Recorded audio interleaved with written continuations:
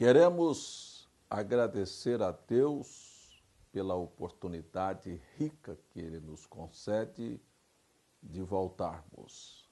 Queremos agradecer a você que tem acompanhado este programa e que, de alguma maneira, sem dúvida, tem sido ajudado também por Deus. Então, do lado de cá, eu estou agradecido e creio que o coração de muitas pessoas também estão agradecidas porque Deus proveu para nós um alimento espiritual para este tempo. Isto é a graça de Deus. Amigo telespectador, este programa propõe a você o Evangelho como ele é, descomprometido, não temos compromisso com nenhum segmento da sociedade, nem político, nem religioso. Nosso compromisso aqui é com Deus e com a sua alma, que é o produto da compra da obra redentora do Calvário. Não estamos aqui interessados em um proselitismo, em nos apresentarmos como donos da verdade, mas apresentarmos a Bíblia como a verdade absoluta e dizer a todos os nossos telespectadores que nenhum homem tem direito de dar uma interpretação privada às Escrituras Sagradas. E quem o faz para a sua própria destruição. Quero chamar sua atenção que a Bíblia não foi produzida para os crentes do século XXI. Ela é a palavra de Deus e originou-se em Deus do pensamento do eterno, foi expressado, se tornou palavras através de apóstolos e de profetas e 40 homens inspirados pelo Espírito Santo no espaço chamado de interbíblico. Mais de 1.500 anos foram gastos para colocar na minha e na tua mão o mapa, a bússola, a maneira como nos conduzir para regressarmos para a eternidade. É uma pena que este livro tem sido usado por fins espúrios e, de uma maneira hábil, Satanás, no princípio, acorrentou a Bíblia colocando-a numa língua morta. E por muitos anos, tirada de circulação, a fome espiritual imperou sobre a vida das pessoas. Em troca, em lugar da Bíblia, foi dado dogmas e foi dado decisões de concílios e foi dado o catecismo para que as pessoas se nutrissem daquele alimento que, na verdade, não podia sustentar a alma de um filho de Deus. Posteriormente, Martim Lutero, aquele monge católico, se empenhou de uma maneira espetacular para tirar a Bíblia da língua morta do latim, traduziu para o alemão e depois para o inglês, e isto veio parar nas nossas mãos. Que maravilha!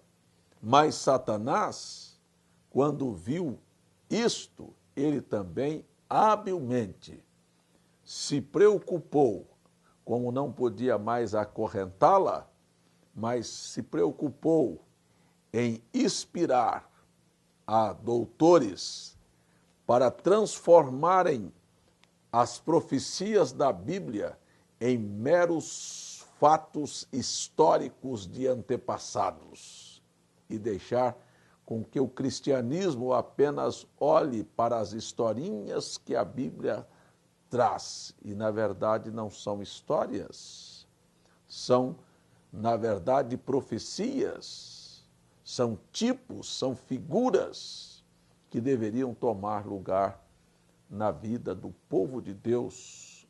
E oxalá que cada um descubra o verdadeiro significado da vida de um Noé, de um Abraão, de um Isaque, de um José e assim sucessivamente. E sem falar nos apóstolos e nos profetas.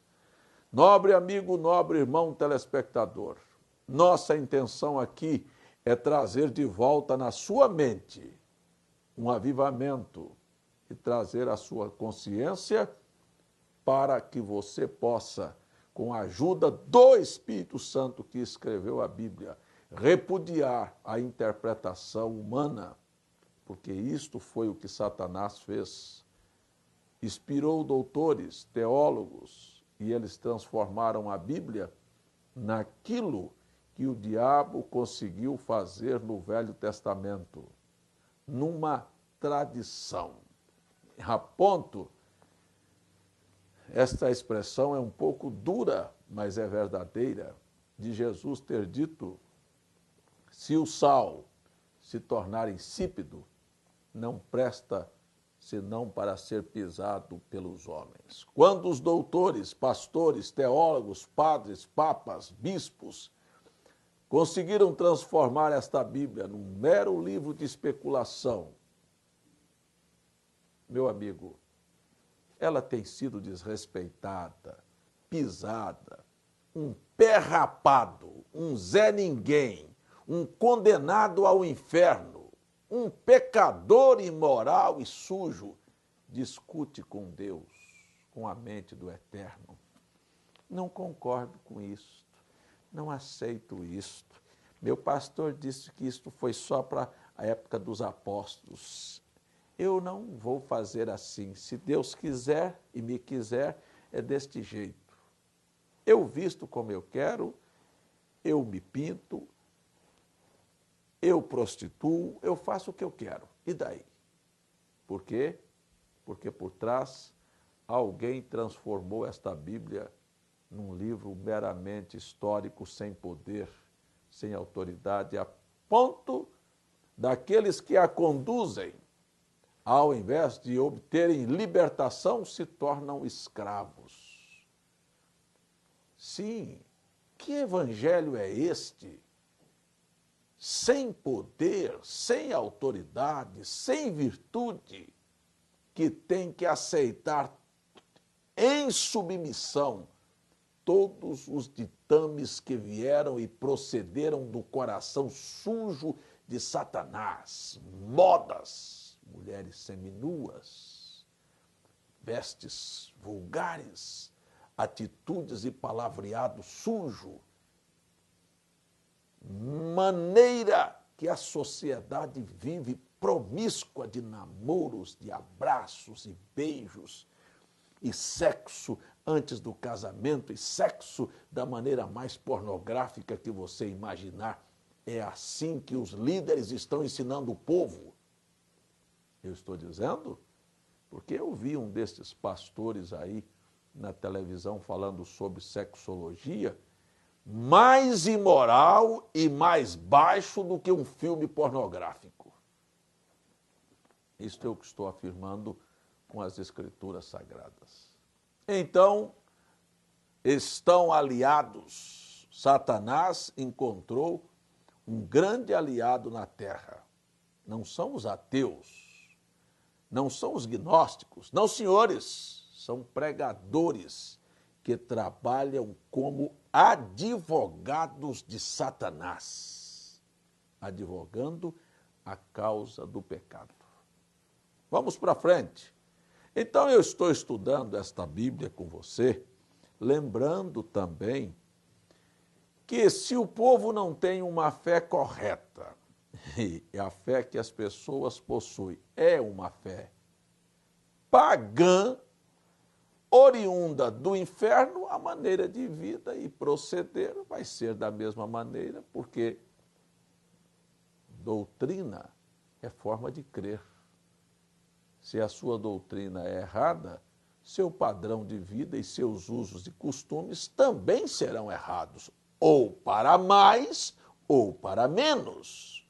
Dificilmente se encontrará o prumo para seguir, porque Satanás não te permitirá permanecer centralizado, equilibrado, abalizado, sensato. Ou será mundano, ou será um legalista?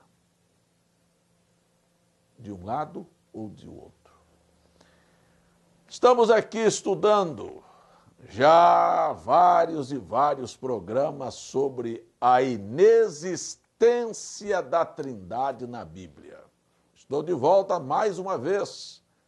Quero retomar o assunto porque no programa passado, quando eu mostrei a finalização do livro de Atos e iniciamos na carta do apóstolo Paulo aos Romanos, mostrando desde o Gênesis que não existe tal coisa como Trindade na Bíblia, que no Velho Testamento Deus apareceu com expressões e nomes redentores distintos, Jeová Raá, Jeová Rafá, Jeová Shalom, Jeová Nissi, Jeová Jireh, e, no entanto, não eram personalidades, e sim atributos do mesmo Deus. No Novo Testamento, ele gerou, ele é pai, ele tomou a forma humana, ele é filho, e ele sai da forma humana e volta como espírito para guiar, consolar, dirigir o coração do povo. Isto não é trindade, isto não é Deus trino, isto não é trino Deus,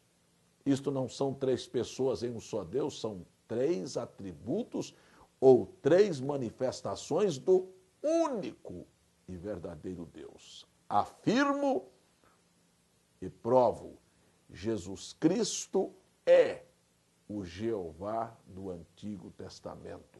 Jesus Cristo é o Deus infinito, invisível e Espírito que se materializou. Este é o mistério da piedade. Não me venha com uma expressão que Jesus é a segunda pessoa da Trindade, porque isto procedeu do inferno. Jesus desmente isto e diz: eu sou o primeiro e o último. E fecha a porta para você que tem coragem de fazer tal afirmação. Isto é uma expressão de gente atrevida que quer desmentir o Senhor Jesus. Então, na carta de Paulo aos Romanos, nós encontramos que Paulo mostrou Cristo, aquele que veio nos justificar, justificador da nossa fé. E chegamos no capítulo 8, dizendo, ele provando que é o justificador, que não aceita ninguém intentar acusação contra aqueles que ele redimiu, que ele chamou, que ele justificou, que ele santificou, que ele elegeu desde antes da fundação do mundo. Provo aos senhores que a obra da redenção é uma obra consumada. Na mente e na visão de Deus, está apenas desenrolando para chegarmos aos últimos capítulos ou ao último capítulo desta grande peça que nós estamos no final. É o finalzinho. Não há para onde prosseguir. O homem já fez o papel que Satanás gostaria que ele fizesse. Se tornou uma vergonha. Aliás, vergonha, ninguém sabe o que esta palavra mais é hoje. O que significa? Corar o rosto, ninguém sabe o que é isto mais. Vergonha, o que é vergonha? Vimos uma chacina, você disse, é uma vergonha. Será que é mais vergonhoso ou menos vergonhoso do que uma nobre mulher, mãe de filhos, sair com as nádegas balançando ali na praia na frente de homens? O que é menos vergonhoso? Um é trágico, o outro também o é. Aquele que tomou esta atitude, se não se arrepender, vai para o inferno. Mas aquela que está andando seminua também vai para o inferno. Aquele matou, vai para o inferno. Assassino. Está aqui na Bíblia. Quem mata está reprovado diante de Deus. Mas também está aqui na Bíblia que uma mulher que veste imoralmente, expõe o seu corpo como instrumento de iniquidade, vai para o inferno. E levou muitos homens para o inferno com ela, como parceiros de um adultério que ela potencialmente cometeu. Esta é a Bíblia.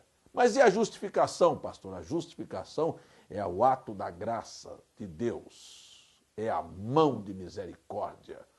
É Deus dizendo, eu sou o único que posso pegar seu passado imoral, sujo, baixo, suas mentiras, seus adultérios, seus crimes, por mais hediondos que tenham sido,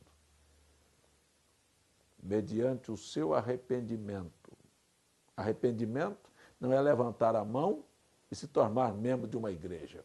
Não, senhores. Quando um homem se arrepende do que fez, Paulo disse, quem matou, não mate mais. Quem roubou, não roube mais. Quem prostituiu, não prostitua mais. Quem mentiu, não minta mais. Quem cortava o cabelo, não corte mais.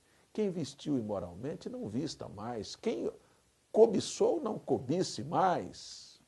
Se você tivesse se arrependido, você não teria as palavras que você tem na boca, você não vestiria as roupas imorais que as artistas da novela vestem também, você não estaria nos campos de futebol ou na televisão torcendo por times porque você se arrependeu.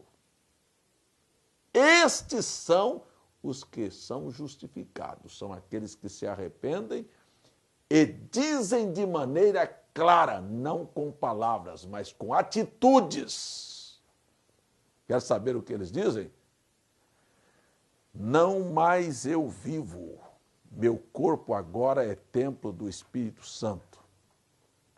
Minha vida agora está posta para refletir a Jesus Cristo.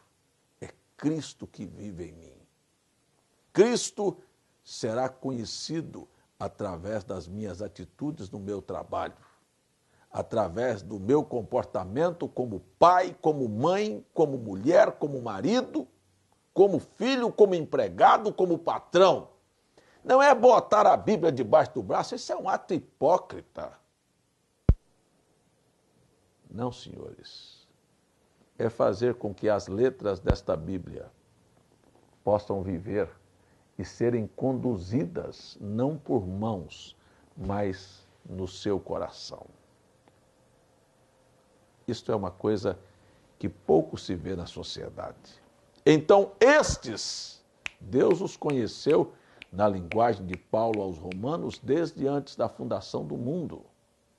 Deus os predestinou. Muitas pessoas que querem contestar a doutrina da predestinação. Predestinação não é o fato de Deus pegar um e dizer você vai para o céu, pegar outro e dizer você vai para o inferno. Não, senhores. Predestinação é a visão que Deus tem, porque Ele é onisciente e antecipadamente Ele sabe quantos estavam assistindo este programa. Estou falando, antes da fundação do mundo, antes de haver um átomo, uma estrela, um anjo, um demônio, antes de haver Adão, antes de haver Eva, antes de haver animal, Deus sabia que eu estaria usando esta camisa, esta gravata, que eu estaria aqui neste horário, que você estaria na frente dessa televisão, sentado ou deitado ou em pé, que você estaria me ouvindo. E Deus também, antes da fundação do mundo, sabia perfeitamente se você creria ou não no que estaria sendo exposto para você. Se você se inclinaria para a condição da sociedade ou se você se inclinaria para ouvir sua palavra. Então aí nasce a predestinação. Aqueles que rejeitam, Deus respeita o seu livre-arbítrio. Você rejeitou, então você tomou a decisão. Você creu, você aceitou, você se arrependeu, eu também tomo uma decisão. Eu te justifico. E aqui está o que é predestinação. Aqueles que ele viu aceitando, ele então predestinou. E aos que predestinou, ele disse, venha, venha, venha possuir por herança o reino que vos está preparado, venha tomar posse da oportunidade, venha, você nasceu em pecado, falando mentiras e fazendo o que não é certo. Adão caiu e com ele toda a raça humana, mas aqui está, não é mais a decisão de Adão, é a tua decisão agora. A estes ele predestinou. na mente eterna. Então vamos tomar o primeiro homem, o segundo, o terceiro, o 10º, aquele que veio lá no primeiro século, no ano 1000 e vem seguindo, até chegar em mim e você. Todos estes que estão predestinados, seus nomes estão no livro da vida do Cordeiro, que foi escrito desde antes da fundação do mundo. Não é surpresa para Deus que você me assista, que você creia, que você receba, que você mude de vida, que você se arrepende com lágrimas e diga, mas quão tolo fui eu de perder tanto tempo da minha vida aí, olha, sendo vulgar, sendo baixa, praticando atos imorais, sem ter o amparo, a proteção, a direção de Deus. E então você sabe que o seu barco está perdido e você se agarra a uma âncora que pode te salvar, e esta é Jesus Cristo. Não é a Trindade, é Jesus Cristo, e Jesus Cristo é a expressa imagem do Deus infinito, invisível e Espírito. Então, no livro de Romanos, no capítulo 8, nós encontramos Deus conhecendo, Deus predestinando, Deus chamando, Deus justificando, Deus glorificando. A obra está realizada. Dia a dia, estas coisas vão tomando lugar na sua vida e você começa a crescer em Cristo Jesus, a ponto de você não se satisfazer de ser formal, frio, membro de uma igreja, cristão tradicional, morto, carregando a Bíblia e escravo do pecado. Tudo que você almeja é que todas as suas atitudes mostrem que você não é a imagem de Satanás, mas você é a imagem e semelhança de Deus. Viu? Isto é o que é. E eu disse e volto a repetir, Deus não são 3 pessoas, porque meu corpo, minha alma e meu espírito também não são 3 pessoas. Isto é que forma uma pessoa, que sou eu. Pai, Filho e Espírito Santo não são 3 pessoas, isto forma o Deus. Espírito que formou um corpo e que neste corpo habitou, e que ele sai deste corpo e volta à forma de espírito. Então, como pai, ele gera, como filho, ele toma a forma humana, e como espírito, ele guia, consola e te ajuda a chegar na terra da promessa. Eu vou ler, para não ficar nas minhas palavras, o capítulo 8 da carta de Paulo aos Romanos, onde Paulo atesta não a Trindade, mas Jesus, o justificador da nossa fé. E aí diz, portanto, agora, nenhuma condenação há para aqueles que estão em Cristo Jesus, que são batistas, presbiterianos, assembleanos, congregacionais, adventistas da Igreja Universal. Não, senhores, que não andam segundo a carne. Viu? Se você está em qualquer uma destas igrejas e sua vida é tendenciosa a obras carnais, se você se inclina para estas coisas, esta escritura não é para você. Ainda que o pastor diga que é, não é para você. Não anda segundo a carne, mas segundo o Espírito. Se eu tivesse tempo, eu poderia ligar isso aqui com Gálatas capítulo 5 e te mostrar o que são os frutos da carne e quais são os frutos do Espírito, para você entender se você está ou não enquadrado aqui. Mas você pode estar. Você pode estar na sarjeta, você pode ser um cachaceiro, você pode ser um drogado, você pode ser uma prostituta, você pode ser um pastor, você pode ser um facínora e se arrepender das coisas carnais que você tem praticado.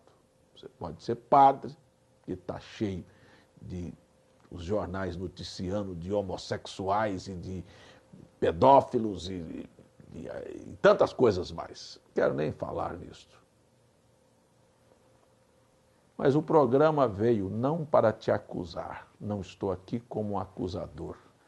Eu estou aqui para beliscar sua consciência, para te perguntar, sua vida está enquadrada aqui? Diga para mim. Você pode dizer que está. Seus atos provarão, não suas palavras. Portanto, agora, nenhuma condenação há para aqueles que estão na Santíssima Trindade. Não. Em Cristo Jesus. E não andam segundo a carne, mas segundo o Espírito. Qual é o Espírito? É a terceira pessoa da Trindade? Não. É o Espírito de Cristo. Se alguém não tem o Espírito de Cristo, este tal não é dele. Eu convido você para o arrependimento. Ainda dá tempo. A porta da graça ainda não se fechou. Ainda há tempo para você agora, neste preciso exato momento, fechar os seus olhos, se arrepender dos seus pecados, pedir a Deus perdão, uma chance, se levantar, mudar de vida, ser batizado em nome de Jesus Cristo e então provar que você se arrependeu. E então você encontrará que Ele é aquele que te viu fazendo isto, te chamou, está te chamando, venha! Te justificou, rasga o seu passado, sepulta-o nas águas em nome de Jesus Cristo, ressurja como uma nova criatura em Cristo Jesus. E então Ele te glorificou, entraremos com muita alegria na glória do Senhor. Vamos orar. O meu tempo já acabou. Pai, é maravilhoso te servir. É esplêndido viver o Evangelho, usufruir da Tua palavra. E agora eu venho com centenas de pessoas, milhares delas que clamam com a alma, que precisam de uma mudança, de uma transformação, que querem o perdão, que não querem cruzar para a eternidade perdidos, indo para o inferno com Satanás, mas que querem viver a Tua palavra e querem dar o resto dos dias que eles têm na terra para que o Teu nome seja honrado através da vida deles. Eu clamo, eu oro que o Senhor salve, que o Senhor cure, e aquele que está opresso e aquele que está problemático seja aliviado pelo poder do Teu Espírito Santo, porque eu peço isto em nome de Jesus Cristo. Amém.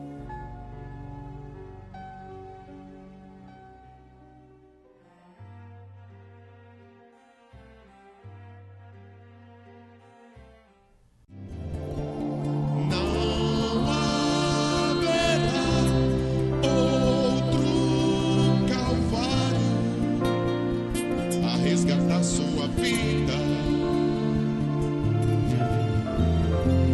Não haverá outra mensagem, não haverá outra Bíblia,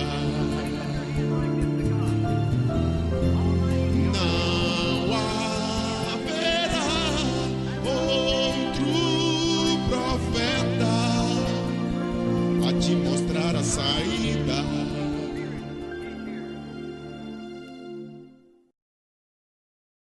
O programa Fé Perfeita é de responsabilidade total da Associação Fé Perfeita.